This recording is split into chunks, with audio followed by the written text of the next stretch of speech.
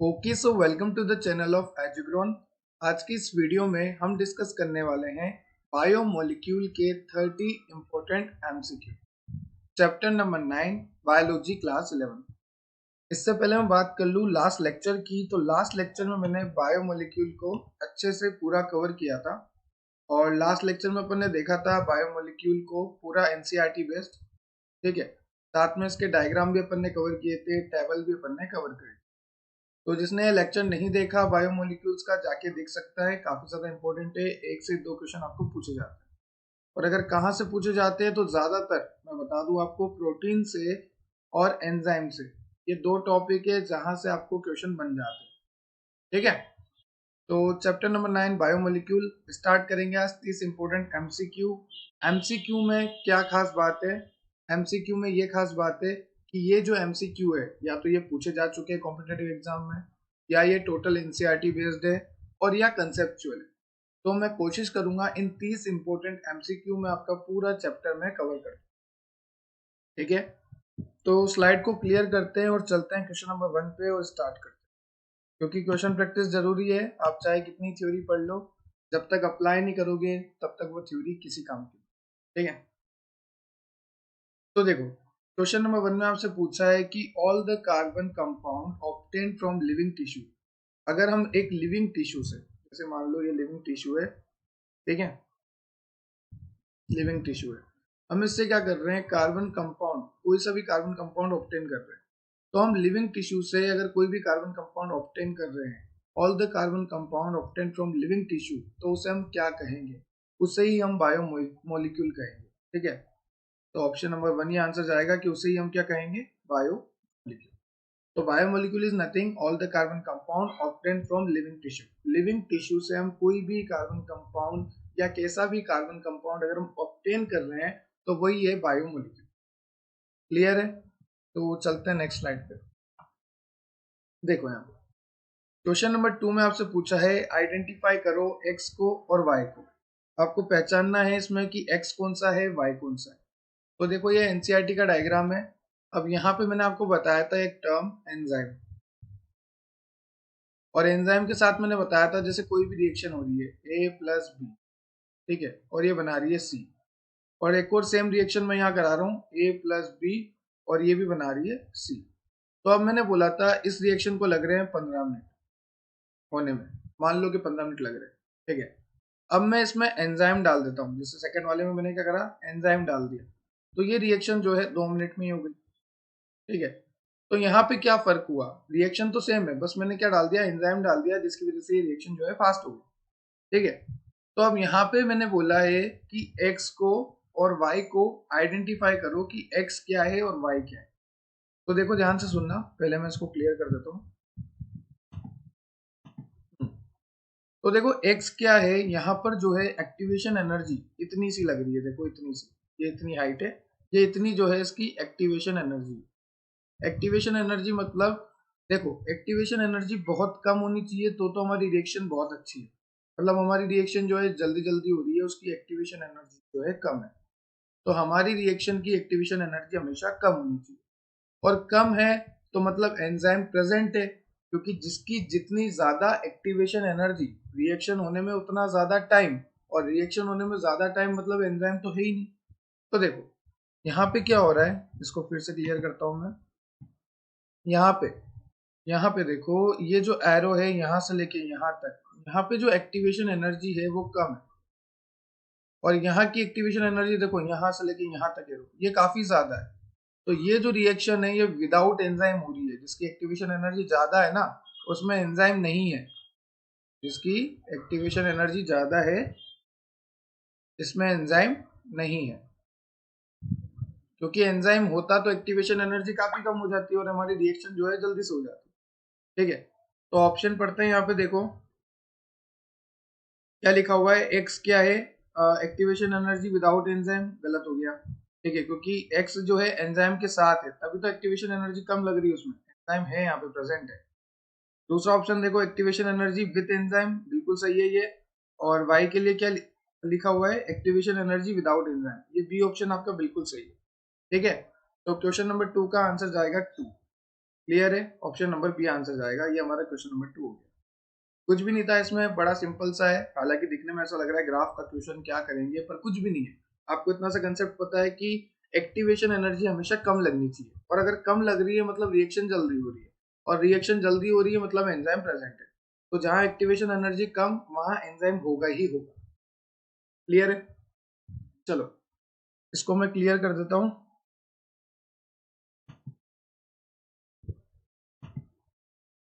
अब चलते हैं अपन क्वेश्चन नंबर 3 पे। यहाँ पे आपको पूछा है कि यहाँ पे कौन सा अमाइनो एसिड नहीं है। क्वेश्चन नंबर 3 में पूछा है कि कौन सा अमाइनो एसिड नहीं है। ऑप्शन दे रखे हैं ट्रिप्टोफेन, ग्लाइसिन, लाइसिन। तो देखो ध्यान से सुनो, हमने क्या देखा था? हमने देखा था डीएनए में बेस पेयर, आरएनए में बेस पेयर।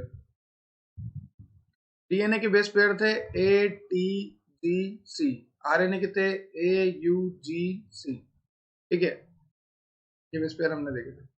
अब यहाँ पे आपसे क्या पूछा है कि अमाइनो एसिड कौन सा नहीं है। तो देखो, जो यूरासिल है, जो यूरासिल है वो तो यहाँ पे आ रहा है, ठीक है, आरएनए में। तो ये तो अमाइनो एसिड हुआ ही नहीं, ये तो वो है न्यूक्लियोबेस, न्यूक्लियोटाइड्स हमारे। ठीक है, तो न्यूक्लिक एसिड है, डीएनए, आरएनए। तो एयूजीसी, ठीक है, तो यूरासिल तो कहाँ आ रहा है? आरएनए में आ रहा है। तो ये कोई अमाइनो एसिड नहीं हुआ। तो अमाइनो एसिड कौन कौन से हो गए? हमारा ग्लाइसिन, लाइसिन और ट्रिप्टोफेन, ये हमारे अमाइनो एसिड हो गए। कौन सा नहीं हुआ? यूरासिल। आपको पूछा है नोट है अमाइनो एसिड, तो कौन नहीं है? यूरासिल, क्योंकि यूरासिल तो आरएनए में आ रहा है, और ये जो है न्यूक्लिक एसिड है, डीएनए, आरएनए। तो आंसर जाएगा option number A. I hope आपको ये क्लियर हो गया होगा। ठीक है, चलो क्वेश्चन नंबर अगला देखते हैं अपन 4। क्वेश्चन नंबर 4 में आपसे पूछा है कि आइडेंटिफाई करना है आपको करेक्ट पेयर। ठीक है, कर लेंगे। पहला है कोलाजन क्या एक हार्मोन है? नहीं यार, कोलाजन हार्मोन नहीं है, गलत, बिल्कुल गलत। दूसरा, एंटीबॉडी क्या काम आती है? फाइट्स इन्फेक्शियस एजेंट, बिल्कुल सही बात है कि एंटीबॉडी जो है इन्फेक्शियस एजेंट से फाइट करती है। तीसरा ऑप्शन आपको दे रखा है कि इंसुलिन जो है, इंसुलिन तो हार्मोन है, खैर तो ये तो गलत ही दे रखा है, जो भी दे रखा है काटो इसको। ट्रिप्सिन जो है, नहीं नहीं, ट्रिप्सिन कहाँ से ग्लूकोज का ट्रांसपोर्ट करेगा? वो तो जीएलयूटी करता था, जीएलयू। ठीक है, तो आंसर क्या जाएगा? ऑप्शन नंबर बी, क्योंकि एंटीबॉडी जो होती है वो फाइट करती है इन्फेक्शियस एजेंट से अगेंस्ट। तो हमें पूछा था करेक्ट पेयर, तो हमने देखा सेकंड वाला जो है करेक्ट है, बाकी सारे गलत है। तो क्वेश्चन नंबर 4 का आंसर जा रहा है ऑप्शन नंबर सेकंड। क्लियर है? मैं इसको क्लियर कर देता हूं।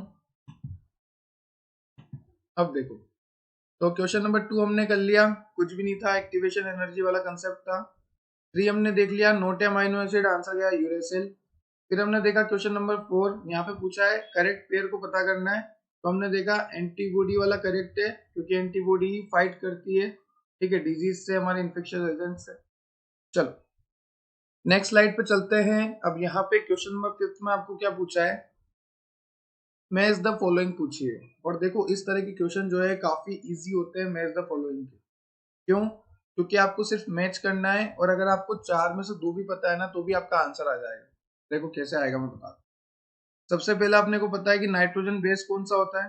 हाँ, ये हमारा मार्कर ये रहा। नाइट्रोजन बेस हमें पता है यूरासिल होता है, अभी हमने देखा। ठीक है, और न्यूक्लिक एसिड सर अभी तो आपने बताया डीएनए आरएनए को न्यूक्लिक एसिड कहता है, तो ये रहा।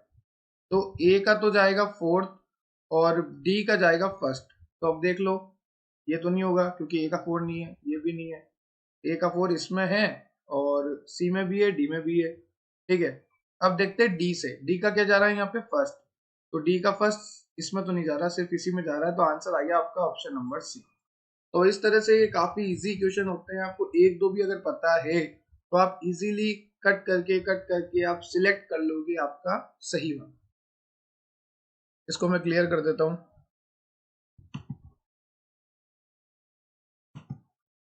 चलो क्वेश्चन नंबर 6 में आपसे पूछा है कि name the heterocyclic compound which are known as nitrogenous bases, choose the most appropriate option. Question number 6 में आपको क्या पूछा है? आपको मोस्ट अप्रोप्रिएट ऑप्शन बताना है। नाइट्रोजन बेसेस कौन कौन से होते हैं सर? सबसे पहले तो वो लिख लेते हैं। देखो, ए टी सी सी, ये होते हैं डीएनए में, और आरएनए में होते हैं ए यू जी सी, सॉरी। ठीक है, तो आरएनए में क्या होते हैं? ए you ji C.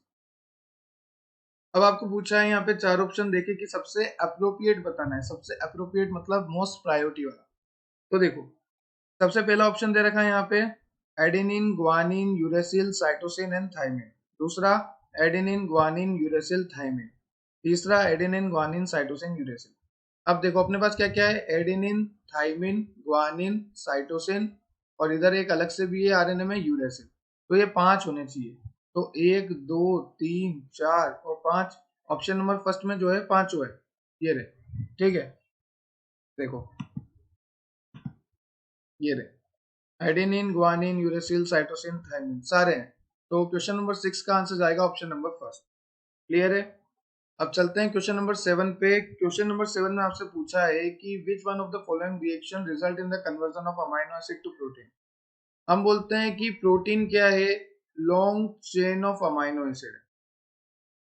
Long chain है किसकी, अमाइनो एसिड की, ये हम बोलते हैं। तो यहाँ पे आपको पूछा है कि अगर आपने बहुत सारे अमाइनो एसिड लगा दिए तो फिर इनमें से कौन सी रिएक्शन है जो अमाइनो एसिड को प्रोटीन में कन्वर्ट कर रही है। क्या वो कंडेंसेशन है, डीअमाइनेशन है, ट्रांसअमाइनेशन है या फॉस्फोराइलेशन। तो देखो फॉस्फोराइलेशन का मतलब तो होता है फॉस्फेट को ऐड करना, ट्रांसअमाइनेशन मतलब अमाइन ग्रुप का ट्रांसफर, डीअमाइनेशन मतलब अमाइन ग्रुप को हटाना। पर यहाँ पे तो ऐसा कुछ भी नहीं करना, अमाइनो एसिड जोड़ रखे तो उनको कंडेंस कर दो, और जैसे ही कंडेंस करोगे ऐसा ऐसा कंडेंस कर दोगे तो ये बन गया प्रोटीन। तो प्रोटीन क्या है, long chain of amino acid. कैसे बनता है, कंडेंसेशन से। तो आपका आंसर जाएगा option number A, condensation is the right answer. ठीक है, क्लियर है। तो अब देखते हैं क्वेश्चन नंबर 8, और क्वेश्चन नंबर 8 भी इजी और इम्पोर्टेंट है। यहाँ पे आपको पूछा है कि वॉटसन और क्रिक का जो मॉडल था तो डीएनए के ऊपर था वो। तो अब यहाँ पे आपको चार ऑप्शन दे रखे हैं, पहले मैं इसको क्लियर कर देता हूँ। अब यहाँ पे देखो आपको चार ऑप्शन दे रखे हैं, क्या DNA exist as a double helix. बिल्कुल, देखो इस तरह से डीएनए था अपना, ये डीएनए था। ठीक है, the two strand of polynucleotide are antiparallel to each other. बिल्कुल, ये 5 प्राइम टू 3 प्राइम था, ये 5 था तो ये 3 था, ये 5 था तो ये 3 था। तो इस तरह से 5 prime to 3 prime, 3 prime to 5 prime, तो दोनों क्या है, एंटी पैरेलल है एक दूसरे के। ठीक है, चलो तो ऑप्शन नंबर ए भी सही है, बी भी सही। The backbone is form by sugar and nucleic base, ये गलत है क्योंकि वो तो फॉस्फेट से बनता था, न्यूक्लिक बेस की जगह अगर फॉस्फेट होता तो सही होता, तो ये गलत हो गया। तो सी गलत हो गया, ए और बी सही है, मतलब आंसर जाएगा डी ऑप्शन, क्योंकि यहाँ पे लिखा है बोथ ए एंड बी। हाँ जी, ए भी सही है, बी भी सही है। क्लियर है। तो एक बार मैं इसको क्लियर कर देता हूँ। तो अभी अपन ने क्या देखा, अपन ने देखा क्वेश्चन नंबर 5, यहाँ पे अपन ने देखा बड़े आसानी से अपन ने आंसर को टिक करा। ठीक है, फिर अपन ने देखा क्वेश्चन नंबर 6, इसमें अपन ने बड़ी आसानी से adenine, guanine, cytosine, thymine, uracil tick किया। उसके बाद मैंने बोला long chain of amino acid को कंडेंस करके मैंने प्रोटीन बना दिया। उसके बाद मैंने बोला क्वेश्चन नंबर 8 में कि वॉटसन क्रिक के मॉडल के अनुसार हमें पता है कि बोथ ए एंड बी सही है। ठीक है, तो फोर्थ ऑप्शन आंसर जाएगा। चलते हैं नेक्स्ट स्लाइड पे।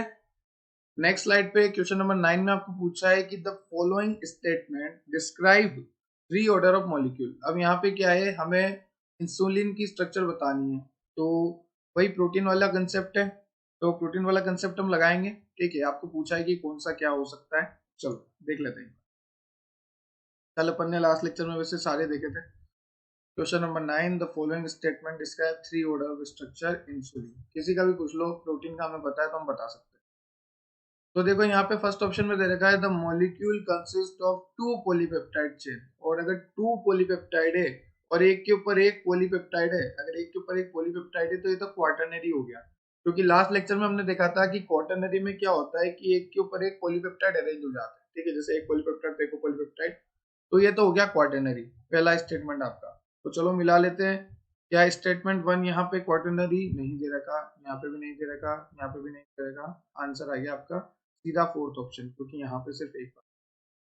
तो ये से क्वेश्चन बड़े सिंपल होते हैं, आपको सीधा पता लग गया। अगर आपको एक लाइन भी पता है और आपको कुछ भी नहीं पता तो भी आपका आंसर आ जाएगा ऑप्शन नंबर डी। बड़ा इजी क्वेश्चन है, और बस आपको इतना है कि हाँ याद होना चाहिए। एक दो स्टेटमेंट अगर आपको याद है 5 में से भी तो भी आप टिक करके सही निकाल सकते हो, क्योंकि बाकी सारे कट जाएंगे। चलो क्वेश्चन नंबर 10 देखते हैं। इससे पहले मैं इसको क्लियर कर देता हूँ। हम्म, क्वेश्चन नंबर 10 में आपको पूछा है कि एक पेप्टाइड बॉन्ड है और पेप्टाइड बॉन्ड किसके बीच में बनता है।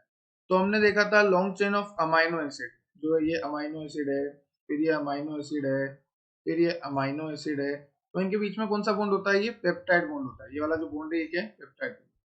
तो अब यहाँ पे कहीं भी ऐसा तो लिखा नहीं है कि बिटवीन अमाइनो एसिड, ठीक है। तो अब हम क्या करेंगे, यहाँ पे देखो, मैंने आपको लास्ट लेक्चर में बताया था कि जैसे कार्बोक्सिलिक ग्रुप था लास्ट लेक्चर में, यहाँ पे एक कार्बन था और यहाँ पर जो है एक अमाइनो ग्रुप था, अमाइनो ग्रुप, ठीक है, और यहाँ पे एक आर लगा हुआ था, यहाँ पे हाइड्रोजन था। तो इस तरह से मैंने आपको बताया था, ये था अपना बायोमोलिक्यूल अपन ने देखा था।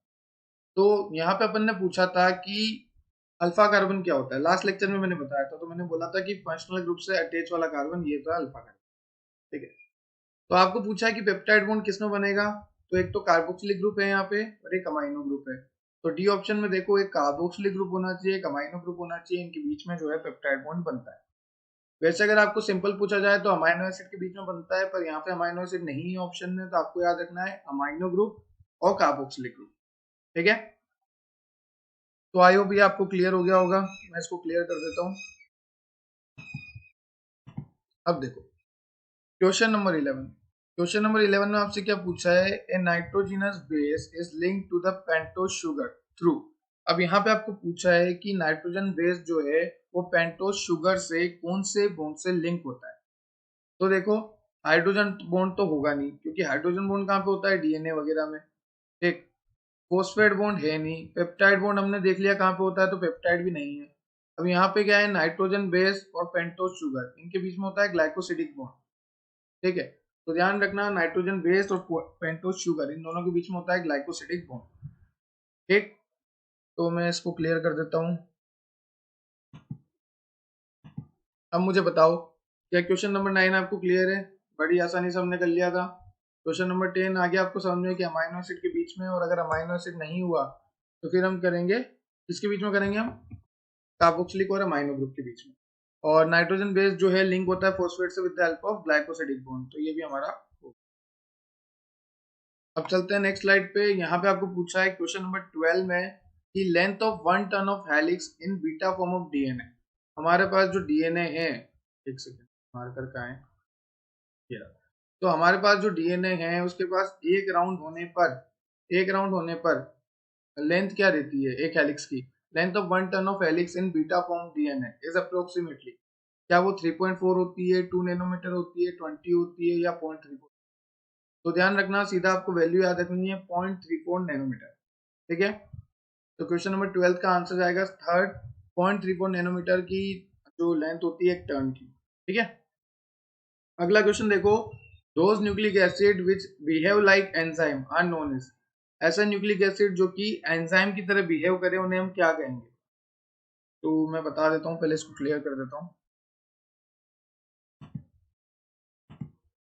तो देखो यहाँ पे आपको क्या याद रखना है, वेट अ सेकंड, मेरा मार्कर, देखो ऑल एंजाइम, जितने भी एंजाइम होते हैं वो प्रोटीन होते हैं, ठीक है। ये बात ध्यान रखना, all enzyme are protein except few, जैसे राइबोजाइम, ठीक है।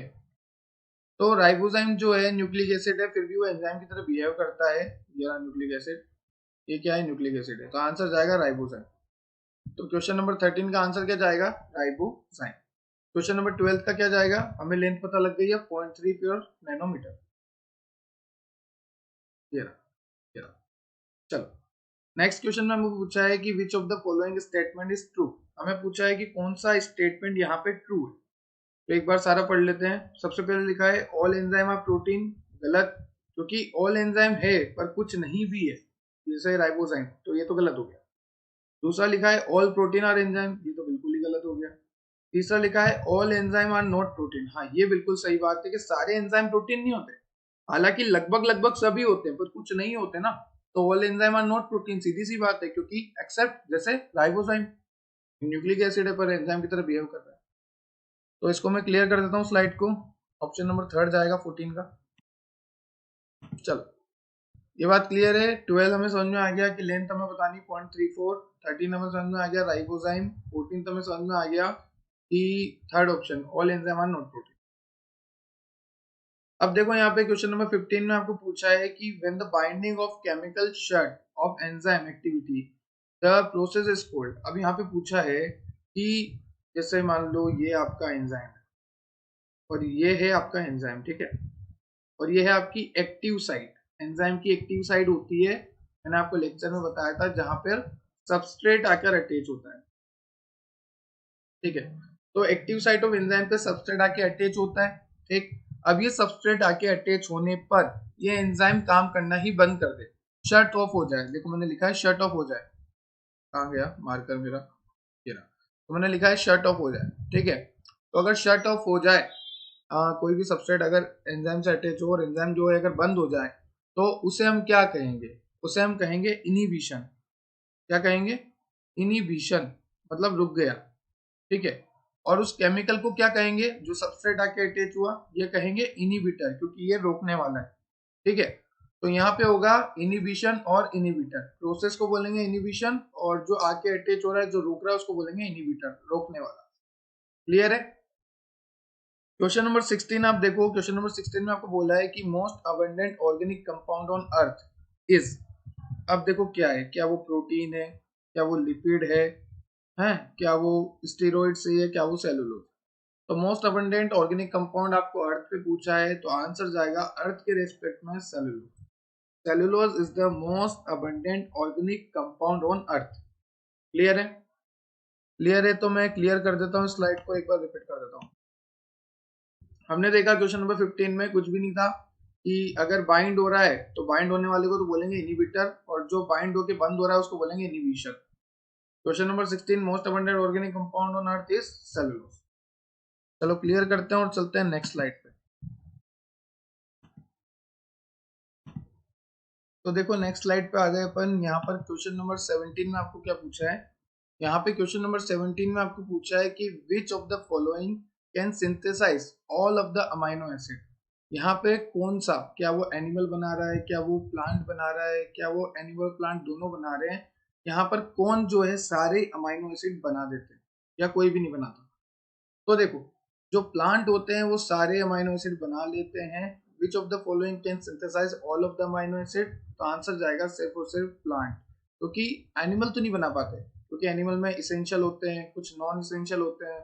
जो नॉन इसेंशियल होते हैं वो तो हमारे बन जाते हैं, जो इसेंशियल होते हैं वो हमें लेने पड़ते हैं। तो हम खुद सारे अमाइनो एसिड नहीं बना सकते हमारी बॉडी में, ठीक है, पर प्लांट जो है सारे अमाइनो एसिड बना सकता है। तो क्वेश्चन नंबर 17 का आंसर जाएगा ऑप्शन नंबर सेकंड। क्यों जाएगा, क्योंकि यहाँ पे आपको पूछा था कि which of the following can synthesis all of the amino acid. तो यहाँ पे क्या पूछा है आपको, कौन बना सकता है, क्या एनिमल, क्या प्लांट, क्या एनिमल और प्लांट दोनों, या इनमें से कोई नहीं। तो देखो एनिमल तो बना नहीं सकता, क्योंकि हमें बाहर से लेने पड़ते हैं अमीनो एसिड काफी तरह के, ठीक है, और प्लांट जो है सारे तरह के बना सकता है, ठीक। तो ध्यान रखना। अब चलते हैं क्वेश्चन नंबर 18 पे, मैं इसको कर देता हूँ क्लियर।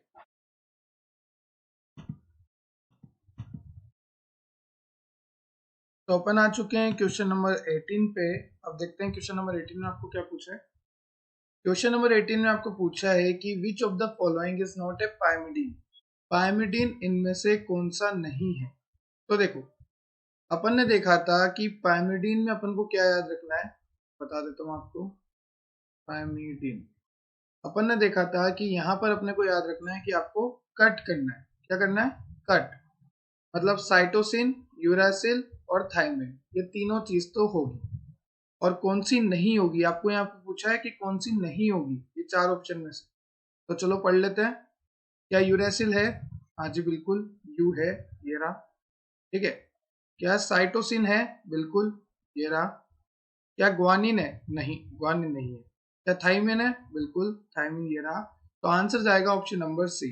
आपको पूछा था पाइमिडीन में क्या इंक्लूड नहीं होता, आंसर है ग्वानिन, ठीक है, क्योंकि ग्वानिन तो इंक्लूड होता है प्यूरिन में, प्यूरिन में, क्योंकि प्यूरिन में क्या आता है, ए और जी, ठीक है। तो ग्वानिन का में इंक्लूड होगा, प्यूरिन में। और यहाँ पे पूछा है पाइमिडीन में क्या इंक्लूड नहीं होता, तो आंसर जाएगा ग्वानिन। तो इसका आंसर जाएगा ऑप्शन नंबर थर्ड। तो क्लियर है आपको 17 और 18। 17 में अपन ने कुछ नहीं करा, यहाँ पे पूछा था कि किस में बनेगा सारा अमीनो एसिड, अपन ने बोला प्लांट। 18 में आपको पूछा कि कौन सा इंक्लूड नहीं होता, अपन ने बोला ग्वानिन, ठीक है। अब चलते हैं नेक्स्ट स्लाइड पे। नेक्स्ट स्लाइड पे आपको पूछा है क्वेश्चन नंबर 19 में कि लेसिथिन क्या है। क्या लेसिथिन एक पॉलीसेकेराइड है? क्या एक प्रोटीन है? नहीं, प्रोटीन तो हो ही नहीं सकता। क्या न्यूक्लिक एसिड है? नहीं, क्योंकि न्यूक्लिक एसिड तो डीएनए आरएनए है। ठीक है, तो ये हो ही नहीं सकता। तो ये क्या है? क्या ये पॉलीसेकेराइड है? नहीं, इसका आंसर जाएगा लेसिथिन एक लिपिड है। बड़ा नॉर्मल सी बात है, अपन ने लास्ट लेक्चर में देखा भी था लिपिड में ही लेसिथिन के बारे में। तो लेसिथिन एक लिपिड है। ठीक है, अब देखते हैं क्वेश्चन नंबर 20। उससे पहले मैं इसको क्लियर कर दूं। देखो, the minimum amount of energy required to initiate a chemical reaction is called. देखो, जैसे कोई भी रिएक्शन को मेरे को करनी है, ए प्लस बी यहाँ पे दे रहा है सी, ये कोई भी एक रिएक्शन है। अब मिनिमम अमाउंट ऑफ एनर्जी कि हाँ कम से कम इतनी एनर्जी तो देनी ही पड़ेगी कि ये रिएक्शन हो जाए। Minimum amount of energy which is required, ठीक है, to initiate the reaction, to start the reaction. ठीक है, तो मिनिमम अमाउंट ऑफ एनर्जी उसे हम क्या कहेंगे? क्या उसे हम एंजाइमेटिक एनर्जी कहेंगे? क्या एक्टिवेशन? क्या सबस्ट्रेट? क्या इनिशिएशन? तो ध्यान रखना, एक्टिवेशन एनर्जी। अपन ने बोला था ना एक्टिवेशन एनर्जी, पढ़ा था अभी ग्राफ, तो वहां पे अपन ने एक्टिवेशन एनर्जी का जिक्र किया था। तो minimum amount of energy required to initiate a chemical reaction, उसे हम कहेंगे एक्टिवेशन एनर्जी। क्लियर है आपको? तो क्वेश्चन नंबर 19 सिंपल सा था, आपसे पूछा था कि लेसिथिन क्या है, तो आपने बोला कि लेसिथिन कुछ भी नहीं सर, एक लिपिड है। फिर क्वेश्चन नंबर 20 में आपसे पूछा है कि minimum amount of energy which is required to initiate, मतलब स्टार्ट करना है केमिकल रिएक्शन को, तो अपन ने देखा activation energy. Now next slide पे चलते हैं, क्वेश्चन नंबर 21 पे। क्वेश्चन नंबर 21 में आपसे पूछा है कि enzyme increase the rate of reaction by. Enzyme जो है कैसे रेट ऑफ रिएक्शन बढ़ाता है? ठीक है, तो वही ग्राफ वाला क्वेश्चन है। देखो, एंजाइम की प्रेजेंस में, एंजाइम अगर होगा, ठीक है, अगर रिएक्शन में एंजाइम प्रेजेंट होगा तो ये क्या करेगा? एक्टिवेशन एनर्जी को कम कर देगा। एक्टिवेशन एनर्जी को ये कम कर देगा, और जैसे ही एक्टिवेशन एनर्जी कम होगी, रिएक्शन आसानी से हो जाएगी। ठीक है, तो एंजाइम क्या करता है जिससे रिएक्शन की रेट बढ़ जाती है? एंजाइम लोअर कर देता है, कम कर देता है एक्टिवेशन एनर्जी को। तो इसका आंसर तो पहला ऑप्शन ही सही है। ठीक है, तो एंजाइम रिएक्शन की स्पीड को कैसे बढ़ाता है, रेट ऑफ रिएक्शन को कैसे बढ़ाता है? एंजाइम जो है असल में एक्टिवेशन एनर्जी को कम कर देता है, और जब एक्टिवेशन एनर्जी कम हो जाएगी तो रिएक्शन जल्दी एक्टिव हो जाएगी, जल्दी स्टार्ट हो जाएगी। ठीक है, ये बात क्लियर हुई? अब देखो क्वेश्चन नंबर 22। ए फंक्शनल प्रोटीन, उसे हम क्या कहेंगे? कोलाजन, ऊसिन, विटामिन या एंजाइम? तो ध्यान रखना, ए फंक्शनल प्रोटीन उसे हम कहेंगे एंजाइम। ठीक है, तो क्वेश्चन नंबर 21 22 आपको क्लियर हो गए होंगे। मैं स्लाइड क्लियर कर देता हूँ, एक बार और सुन लो कि एंजाइम क्या करते हैं? एक्टिवेशन एनर्जी कम करते हैं, और जितनी कम एक्टिवेशन एनर्जी उतनी अच्छी जल्दी से रिएक्शन हो जाए। क्वेश्चन नंबर 22 में आपसे क्या पूछा है? फंक्शनल प्रोटीन इज, तो यहाँ पे आंसर जाएगा एंजाइम। ठीक है, चलते हैं नेक्स्ट स्लाइड पे। क्वेश्चन नंबर 23 में आपसे पूछा है nitrogenous bases present in DNA. काफी ज्यादा इजी क्वेश्चन है, अपन को पता है।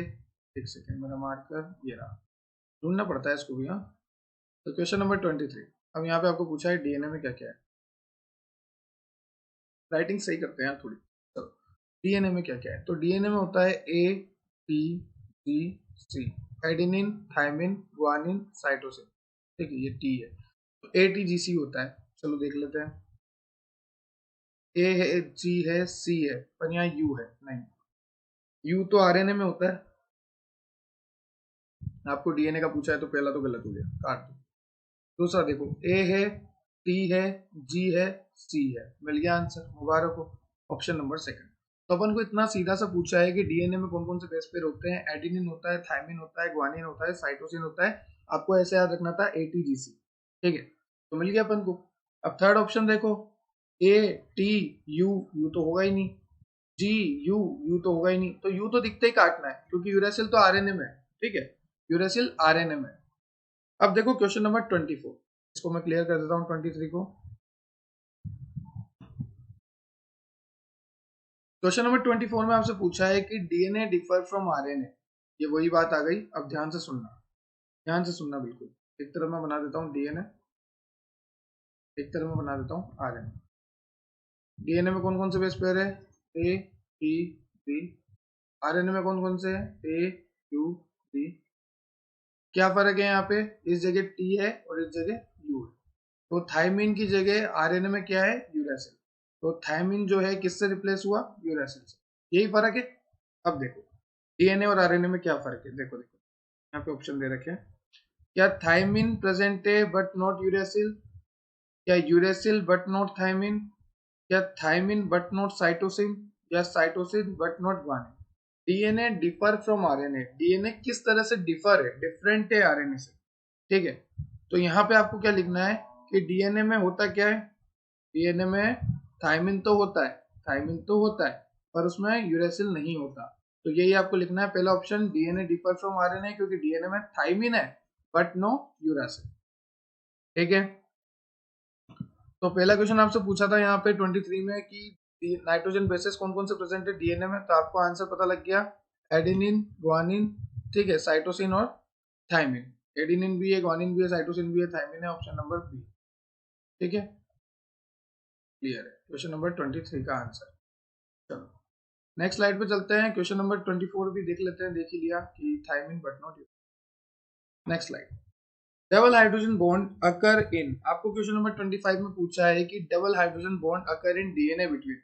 अच्छा ठीक है, अब ध्यान रखना, देखो एक और बात, हमने देखा ए टी सी सी, तो ए और टी के बीच में होता है डबल बॉन्ड, और जी और सी के बीच में होता है ट्रिपल बॉन्ड। आपको पूछा है कि डबल बॉन्ड कहाँ होता है, किसके बीच में होता है। अगर डीएनए की बात करूँ तो डीएनए में 4 ही मिलता है, और इन चारों में डबल बॉन्ड किसमें होता है, ए और टी के बीच में डबल बॉन्ड होता है, क्योंकि जी और सी में तो ट्रिपल है। पर आपको पूछा डबल, तो ए और टी मतलब एडेनिन और थायमिन। देखो क्या एडेनिन ग्वानिन में, नहीं, हमें पता है एडेनिन थायमिन में। क्या थायमिन साइटोसिन, नहीं। क्या एडेनिन थायमिन, बिल्कुल बिल्कुल, ए और टी, ये टी, इसके बीच में डबल बॉन्ड, आंसर जाएगा ऑप्शन नंबर सी। तो क्वेश्चन नंबर 25 बहुत इजी था। यहाँ पे आपको पूछा था कि डीएनए में क्या है, आपको पता है ए है, टी है, जी है, सी है, ये 4 बेस पेयर है। फिर आपको पूछा है कि कौन सा डबल बॉन्ड रखता है, तो आपको पता है ए और टी के बीच में डबल बॉन्ड, जी और सी के बीच में ट्रिपल बॉन्ड, तो आंसर जाएगा ए और टी, क्योंकि इनके बीच में डबल बॉन्ड होता है, ठीक है। अब देखते हैं क्वेश्चन नंबर 26, इससे पहले मैं क्लियर कर देता हूँ हल्का सा। देखो क्वेश्चन नंबर 26 में आपको पूछा है कि an enzyme brings about, enzyme के बारे में आपको पूछा है, तो देख लेते हैं। क्या ये रिडक्शन कर देता है एक्टिवेशन एनर्जी का, क्या ये बढ़ा देता है एक्टिवेशन एनर्जी, क्या ये रिएक्शन टाइम बढ़ा देता है, या रिएक्शन टाइम कम कर देता है। तो देखो ये तो आंसर जाता, पर अगर एक्टिवेशन एनर्जी के रेस्पेक्ट में पूछा है तो ध्यान से सुन लो कि एंजाइम होगा तो एक्टिवेशन एनर्जी जो है हमेशा कम होती है। ये बात मैंने आपको बता दी कि अगर एंजाइम है तो एक्टिवेशन एनर्जी कम होगी, ठीक है, क्लियर है। तो आंसर जाएगा फर्स्ट ऑप्शन की एंजाइम क्या करता है, एक्टिवेशन एनर्जी को कम कर देता है, और जितनी कम एक्टिवेशन एनर्जी मतलब उतनी ही जल्दी रिएक्शन स्टार्ट हो जाएगी, ठीक है। तो 25 हमें समझ में आ गया, डबल बॉन्ड बता रहा था कहाँ पे, एडेनिन और थायमिन में होता है। 26 हमें समझ में आ गया कि ये रिडक्शन इन एक्टिवेशन एनर्जी। चलो नेक्स्ट स्लाइड पे चलते हैं, एंजाइम के बारे में देखते हैं क्या एंजाइम के बारे में लिखा है यहाँ पर क्वेश्चन नंबर 27 में। यहाँ पे आपको पूछा है क्या एंजाइम डीनेचर हो जाता है हाई टेम्परेचर पे, या कोई डीनेचुरेशन नहीं होता, या लो टेम्परेचर पे होता है, या नन ऑफ द अबव। तो देखो जो एंजाइम है, अब नॉर्मल एंजाइम तो क्या है, बढ़िया काम कर रहा है, ठीक है, पर हमारे फीवर हो गया, हमारा बॉडी टेम्परेचर बढ़ गया, हमें बुखार है, तो normal body temperature 37 degree Celsius, वैसे होता है 36.9 डिग्री सेल्सियस, पर हम बोलते हैं अप्रोक्स 37 डिग्री सेल्सियस, ये हमारा बॉडी टेम्परेचर।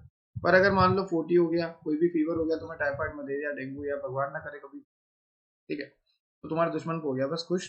तो एंजाइम आपको पूछा है कि अब एंजाइम पे क्या अफेक्ट होगा अगर आपका बॉडी टेम्परेचर बढ़ गया। तो जैसे ही टेम्परेचर बढ़ता है ना, एंजाइम का डीनेचुरेशन होना स्टार्ट हो जाता है, एंजाइम डीनेचर हो जाता है, खराब होना स्टार्ट हो जाता है। तो आंसर जाएगा 27 का फर्स्ट। अब देखो क्वेश्चन नंबर 28, यहाँ पे आपको पूछा है कि बायो मैक्रोमोलिक्यूल क्या होते हैं, जिनमें आपको ऑप्शन दे रखे हैं 4। क्या 8 डेल्टन होते हैं, 12 टू 120 डेल्टन, या 18 टू 800 डेल्टन। तो ध्यान रखना बायो मैक्रोमोलिक्यूल 18 टू 800 डेल्टन, ठीक है, ये ऑप्शन नंबर सी आपका जाएगा। सीधा सा एनसीईआरटी का डाटा है, दे रखा था, वहां से मैंने पुट कर दिया।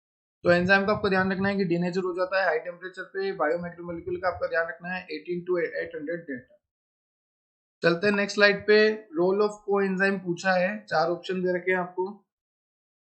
देखो, तो कोएंजाइम जैसे अगर मैं बात करूं NADPH या NADP, ठीक है, साथ में और अगर मैं बात करूं तो PLO नहीं, ठीक है, एक सेकेंड में, एक तो NADP हो गया था अपना पायरिडोक्सिल फोस्फेट, पायरिडोक्सिल फोस्फेट, PLP, PLO नहीं PLP, पायरिडोक्सिल फोस्फेट। तो अब ये जो कोएंजाइम होते हैं, ये कोएंजाइम क्या करते हैं यही पूछा है आपको। तो देखो जैसे मान लो ये रिएक्शन हो रही है A+B और बन रहा है C। अब ये रिएक्शन हो रही है, यहाँ पे एंजाइम में मैंने डाल दिया तो रिएक्शन फास्ट होगी क्योंकि एंजाइम क्या करेगा, एक्टिवेशन एनर्जी कम कर देगा। पर यहाँ पे मैंने को एंजाइम भी डाल दिया, एंजाइम के साथ मैंने क्या डाल दिया, को एंजाइम। तो ये को एंजाइम क्या करता है, एंजाइम के काम करने की क्षमता को बढ़ाता है। ओह क्या बात है, एंजाइम के वैसे ही तो एंजाइम काम कर रहा है, अब उसकी क्षमता को बढ़ाने कौन जा रहा है, को एंजाइम। तो ये क्या करेगा, एंजाइम की एक्टिविटी को बढ़ाएगा। तो देखो ऑप्शन नंबर सी देखो, इंक्रीज एंजाइम एक्टिविटी, तो ये बिल्कुल सही जाएगा आपका ऑप्शन नंबर सी। अब लास्ट ऑप्शन है amino acid are formed from, ठीक है, तो अमाइनो एसिड कहीं से बनेंगे आपके, क्या वो प्रोटीन से बनेंगे, बोन सेल से बनेंगे, ल्यूकोसाइड से बनेंगे, या फिर वो इरिथ्रोसाइड से बनेंगे। तो अमाइनो एसिड जो है आपके इरिथ्रोसाइड से बनते हैं, इतना सा आपको याद रखना है, ठीक है, क्योंकि अमाइनो एसिड से तो प्रोटीन बनता है। अब अमाइनो एसिड किससे बनते हैं, चलो मान लिया अमाइनो एसिड से क्या बनता है, प्रोटीन, और ये अमाइनो एसिड इरिथ्रोसाइड, तो आंसर जाएगा इरिथ्रोसाइड, इरिथ्रोसाइड ऑप्शन नंबर डी, हाँ ये वाला इरिथ्रोसाइड। तो ये थे आपके 30 इंपॉर्टेंट क्वेश्चन, आई होप आपको समझ में आए होंगे। एक बार मैं आपके लिए स्लाइड कर देता हूँ। सबसे पहले देखा अपन ने बायोमोलिक्यूल वाला, ठीक है, एक सेकंड मेरा मार्कर, हाँ जी अपन ने ये देखा। फिर अपन ने देखा ये ट्रांजिशन स्टेट, फिर यूरेसिल, फिर अपन ने देखा एंटीबॉडी, ठीक है। इस तरह से मैंने आपको सारे क्वेश्चन कवर करवा दिए हैं। और लास्ट में मैंने क्या करा हुआ है आपके लिए, लास्ट में मैंने आंसर की दी हुई है और यहाँ पर आपको सारे आंसर मिल जाएंगे। आप चाहो तो इसका पोस्ट करके स्क्रीनशॉट ले सकते हो, नहीं तो डिस्क्रिप्शन बॉक्स में सारी लिंक दी गई है आपको, टेलीग्राम की, इंस्टाग्राम की, फेसबुक की, जाके वहां से डाउनलोड कर लो, ये सब कुछ मिलेगा आपको, नोट्स वगैरह, ठीक है। तो बने रहिए शुभम गुप्ता के साथ, बने रहिए एजुग्रोन के साथ, और अगर कोई भी डाउट हो तो आप कमेंट सेक्शन में कमेंट कर सकते हैं। कोई भी टॉपिक की आपको जरूरत है तो आप बता सकते हैं। मेरा था आज का टॉपिक बायोमोलिक्यूल, एमसीक्यू मेरे को करवाने थे, मैंने करवा दिए। Thank you so much, thanks for watching, keep support, thank you brother.